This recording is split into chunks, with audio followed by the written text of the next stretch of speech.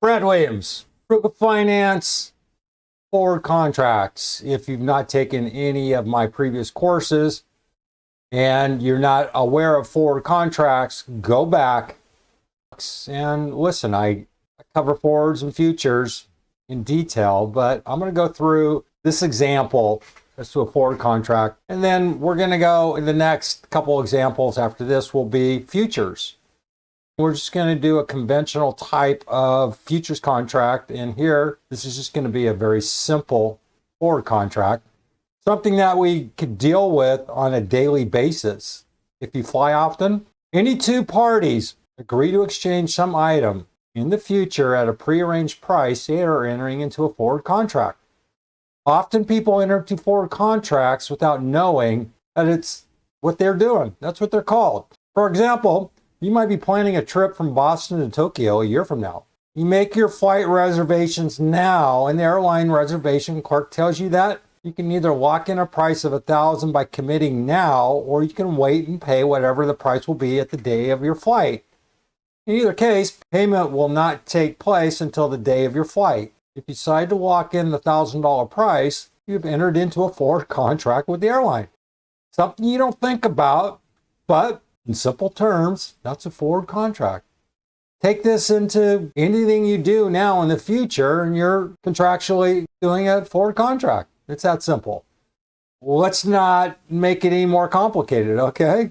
I mean, you can do this with futures. You can do it with currency. You can do it with stocks. In entering the forward contract, one eliminates the risk of the cost of the airline going above $1,000. If the price of a ticket turns out to be $1,500 a year from now, you'll be happy that you had the good sense to lock in a forward price of $1,000. On the other hand, if the price turns out to be $500 on the day of your flight, you'll still have to pay the $1,000 forward price you agreed to. In that case, you will regret your decision. The main features of forward contracts and the terms used to describe them are as follows. Two parties agree to exchange some item in the future as a price specified now. The forward price. The contract price for immediate delivery of the item is referred to as the spot price. Flip this around. You have to fly from Boston to Tokyo an hour from now. That price you pay is the spot price. There's not too much negotiation there.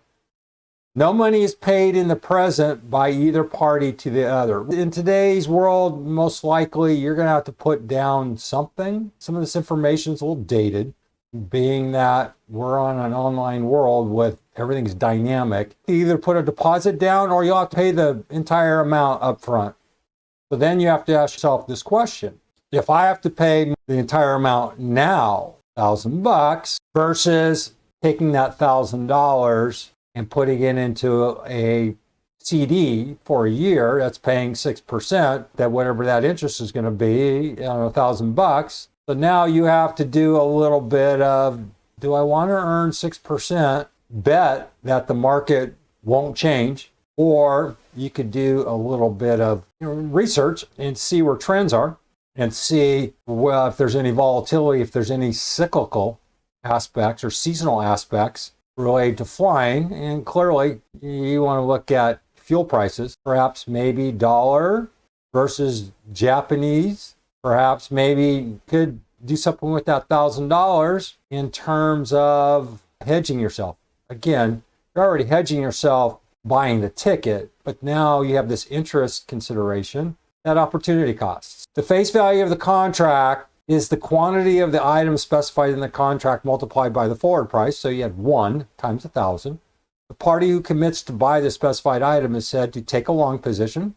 So you're taking a long position by buying the ticket. And the party who commits to sell the item is said to take a short position. Forward contracts, an agreement between two parties that call for the delivery of an item on a specified date for an agreed upon price that is paid in the future. Long position buyer, short position seller. When the spot price at contract maturity exceeds the forward price, the party holding the long position earns a profit. Conversely, if the spot price at contract maturity falls below the forward price, the party with the short position gains financially.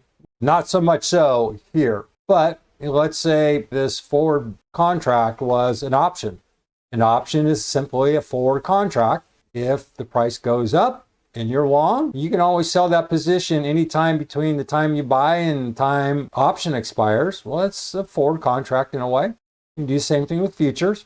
Forward contracts are somewhat customizable and future contracts are standardized. Future contract example, forget the date, dates are not relevant. Margin deposit, you take a long position. This applies to the next example. Why don't we ignore this for now? Just reread this if you need to, but it's pretty straightforward. And then the next example, I believe, is futures. So Brad Williams, Frugal Finance, more to come.